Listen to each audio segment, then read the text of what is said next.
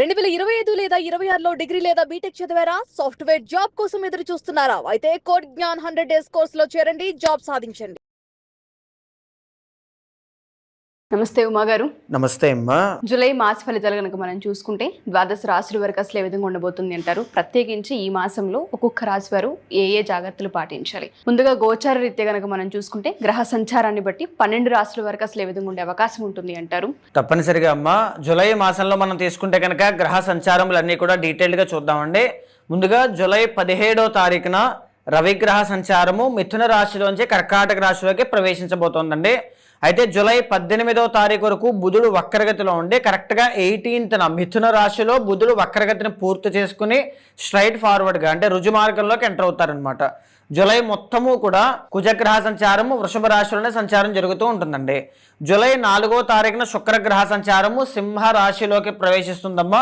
ఇది కాకుండా దీర్ఘ సంచారిత గ్రహాలైనటువంటి 4 కూడా కర్కాటక రాశిలో గురుడు, సింహరాశిలో కేతువు, కుంభరాశిలో రాహువు, మీనరాశిలో శని. సో వీళ్ళందరూ కూడా యథాస్థానంలో అక్కడక్కడే ఉన్నారండి. సో దీని ఆధారంగా జూలై మాసంలో ద్వాదశ రాశుల వాళ్ళకి ఎన్ని గ్రహాలు అనుకూలంగా ఉన్నాయి, ఎక్కడెక్కడ జాగ్రత్తగా ఉండాలి, ఏ ఏ విషయాల్లో జాగ్రత్తలు తీసుకుంటూనే రెమెడీస్ అనేటువంటివి ఆచరించాలో మనం డీటెయిల్గా చూద్దామమ్మా. సో ముందుగా మేషరాశి వారికి కనుక మనం చూసుకుంటే ఏ విధంగా ఉండే అవకాశం ఉంటుంది అంటారు మగారు? తప్పనిసరిగా అండి, మేషరాశి వాళ్ళకి జూలై మాసంలో 3 గ్రహాలు దివ్యంగా అనుకూలిస్తున్నాయండి. లాభస్థానంలో రాహు కావచ్చు, 3వ స్థానంలో రవి 17వ తారీఖు వరకు అనుకూలంగా ఉన్నారు. పంచమంలో శుక్రగ్రహ సంచారం అనేటువంటిది చాలా బాగుందమ్మా. సో డీటెయిల్గా మనం తీసుకుంటే ఫస్ట్ అండ్ 8th లార్డ్ అయినటువంటి కుజుడు 2వ స్థానంలో సంచారం చేస్తున్నారండి. ఈ మాసం అంతా కూడా కుజుడు వృషభ రాశిలో ఉంటారు కాబట్టి సో దీనివల్ల ఫ్రీక్వెంట్ హెడ్ఏక్స్ కానీ లేకపోతే బ్లడ్ లేకపోవడం వల్ల వచ్చే అనారోగ్య సమస్యలు, బ్లడ్కి సంబంధించిన సమస్యలు, ఫ్రీక్వెంట్ ఫీవర్స్ కావచ్చు, నీరసము, బాడీ వీక్ అవ్వడం ఇలాంటివి ఎక్కువగా కనబడే అవకాశం ఉంటుందమ్మా. సో వాటి విషయాల్లో జాగ్రత్తగా ఉండాలి. 2nd అండ్ 7th లార్డ్ అయినటువంటి శుక్రుడు పంచమంలో యోగదాయకంగా ఉన్నారు. సో దీని అర్థం ఏంటి అంటే అనుకున్న సమయానికి అనుకున్న స్థాయిలో డబ్బు చేతికి అందుతుంది. ఆర్థిక సమస్యలు అనేటువంటివి ఈ మాసంలో పెద్దగా ఏవి చూడరు. డెఫినెట్గా ఆర్థికంగా ఎదుగుతారు. లాస్ట్ మినిట్ వరకు వస్తాయా రావా అనే టెన్షన్ ఉండవచ్చు, ఎందుకంటే శుక్ర కేతువుల కలయిక కాబట్టి టెన్షన్ ఉండొచ్చు. కానీ డెఫినెట్గా డబ్బులు రావాల్సినవన్నీ కూడా చేతికి అందే అవకాశాలు కనబడుతూ ఉన్నాయి. ఇదే కాకుండా వివాహాది శుభ కార్యక్రమాలకి సంబంధించిన ప్రయత్నాలు, వ్యాపారాది ప్రయత్నాలు అన్నీ కూడా ఆలస్యమైన కేతు వల్ల తప్పనిసరిగా అన్నీ కూడా చేతికి అందే అవకాశం, అభివృద్ధి పదంలో ముందుకు వెళ్లే అవకాశాలే కనబడుతూ ఉన్నాయి. 3rd అండ్ 6th లార్డ్ అయినటువంటి బుధుడు 3వ స్థానంలో 18వ తారీఖు వరకు వక్రగతి, ఆ తర్వాత రుజుమార్గంలో ఉంటారు. సో ఈ బంధువులు, మిత్రులు, లేకపోతే కొలీగ్స్, కజిన్స్, మీ కింద పనిచేసే వాళ్ళు ఎవరైతే ఉంటారో వాళ్ళతో చిన్న చిన్న విభేదాలు అనేటువంటివి తలెత్తుతాయి. కానీ ఓవరాల్గా అది కూడా పెద్దగా దోషమేవి కాదు, మినిమల్ ప్రాబ్లమ్సే ఉంటాయి. చతుర్థాధిపతి అయిన చంద్రుడు బాగానే ఉన్నారు, వెల్ అండ్ గుడ్ అండి. పంచమాధిపతి సంతానకారకుడు, తర్వాత ప్రేమకి కారణము, తర్వాత హయ్యర్ ఎడ్యుకేషన్కి కారణమైనటువంటి రవి 17వ తారీఖు వరకు మాత్రమే మీకు 3వ స్థానంలో అనుకూలంగా ఉన్నారు. 17వ తారీఖు దాటిన తర్వాత రవి బలము అనేటువంటిది లేదు కాబట్టి సంతాన ప్రయత్నాలు చేసేటువంటి వాళ్ళు, సంతానం కోసం, మీ పిల్లల కోసం ఏదైనా ముఖ్యమైన నిర్ణయాలు తీసుకోవాలనుకునేటువంటి వాళ్ళు, ఆ పిల్లల యొక్క భవిష్యత్తు, విద్య, ఆరోగ్యం పట్ల ఏదైనా ఒక కన్సర్న్స్ అనేటువంటి ఉన్నాయనుకునేటువంటి వాళ్ళకి 17వ తారీఖు వరకు చాలా పాజిటివ్గా కనబడుతుందండి.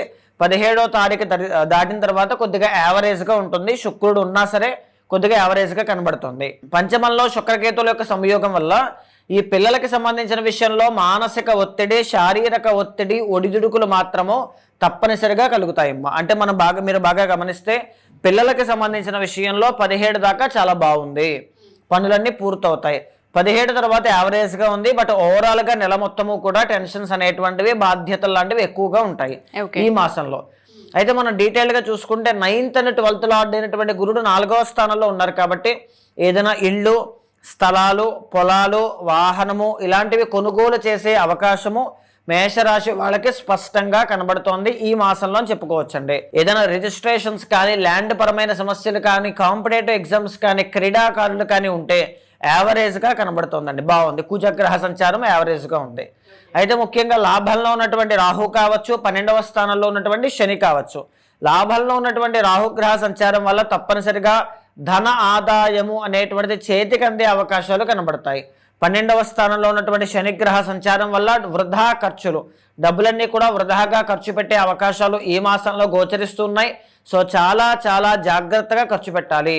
ఎవరికైనా ఫ్యామిలీ మెంబర్స్తో చిన్న చిన్న గొడవలు కానీ విభేదాలు కానీ తలెత్తితే కోపాన్ని కంట్రోల్ చేసుకుని మీరే ముందుగా కాంప్రమైజ్ అవ్వడమో తగ్గడమో మనశ్శాంతికి దారితీస్తుంది. అయితే 2వ స్థానంలో ఉన్నటువంటి కుజగ్రహ సంచారము అధికమైన ఖర్చులు పెట్టడంతో చిన్న చిన్న అప్పుల విషయంలో ఇబ్బందులు కనబడతాయి. అష్టమాధిపతి కూడా కుజుడు కాబట్టి. సంతానం విషయంలో మనం చెప్పుకున్నాం వెళ్ళనుకుంటే తల్లికి సంబంధించిన విషయంలో కానీ కుటుంబ సభ్యుల వల్ల మీరు కొద్దిగా సఫర్ అవ్వడం కానీ ఈ మాసంలో గోచరిస్తుంది. సో ఓవరాల్గా మేషరాశి వాళ్ళకి 3 గ్రహాలు దివ్యంగా ఉన్నాయండి. ఈ మాసంలో బుధ కుజ ఈ 2 గ్రహాలు కూడా అనుకూలంగా లేవు కాబట్టి విష్ణు సహస్రనామ పారాయణ, మంగళవారం నాడు సుబ్రహ్మణ్య స్వామి ఆరాధన లేదా అభిషేకము ఈ మాసంలో తప్పనిసరిగా చేయాలి.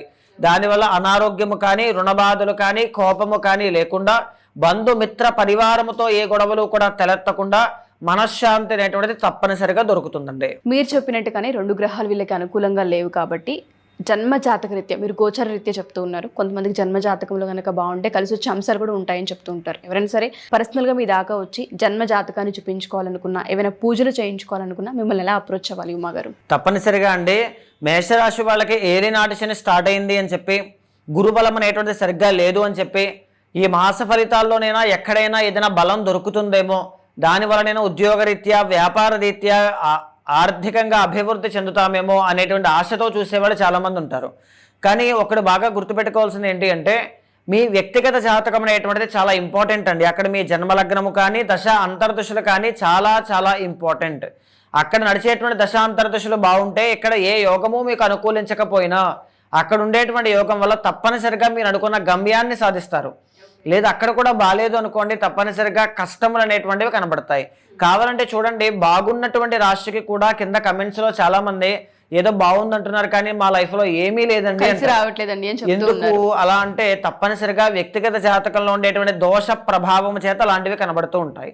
సో వ్యక్తిగత జాతకాన్ని చూసుకోవాలనుకుంటే తప్పనిసరిగా మీకు కింద కనిపించే నెంబర్కి కాల్ చేస్తే మా వాళ్ళు మీకు పూర్తి వివరాలు అందిస్తారు. తప్పకుండా మీ జాతకాన్ని చూసిన తర్వాత గోచారంతో సమన్వయం చేస్తూ ఏదైనా దోషాలుంటే శాంతి పరిహారములు ఆచరింపజేసి భగవత్ అనుగ్రహం కలిగేలా చేస్తాను. తప్పకుండా ఉమా గారు. థ్యాంక్ యూ ఉమా గారు. Thank you so much. నమస్తే అమ్మా.